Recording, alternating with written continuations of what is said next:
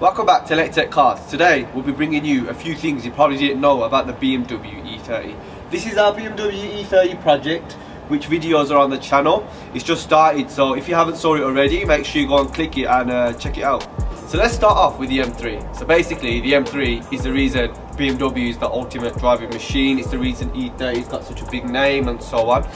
The engine code for it is S14, which apparently it took 14 days to make, and it was 2 cylinders smaller than the M88 engine. So the reason it's 2 cylinders smaller, BMW claimed it could rev higher and it would be lighter. Well, only 18,000 BMW M3s were ever made, and the reason they were actually made in the first place is because when BMW wanted to go racing, the car they wanted to go racing with, the M3, had to have 5,000 cars minimum in production. So that's the whole reason it started off. So this M3, well, it is an M3, oh shit was, but the M3E30 was the only 4-cylinder M3 to ever be made. So the E36 M3 was actually the first straight 6 engine the M3 came with. And going back to the M3, it was a totally different design. The only interchangeable parts with the normal E30 was the hood and the doors. So yeah, every single panel on the E30 apart from the bonnet and the doors were different, which was a whole different design. It was brand new.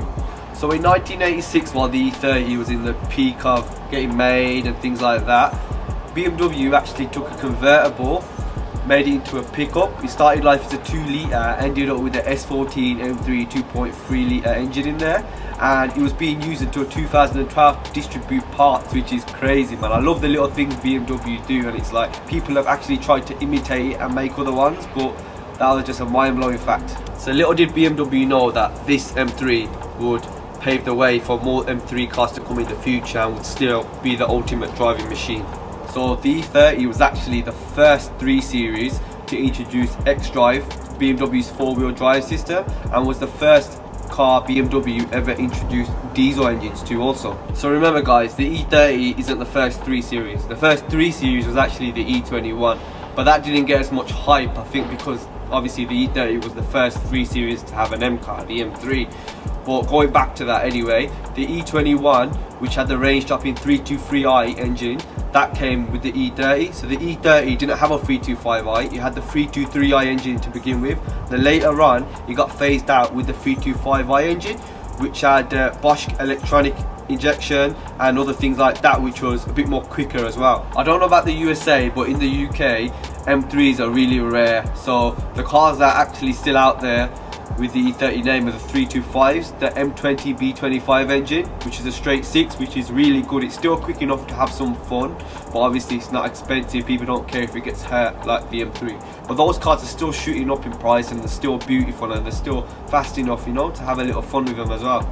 So eventually BMW introduced the E30 Sport package, was the 325i, which came with the M-Tech 2 body kit, a limited slip differential, and other extras as well.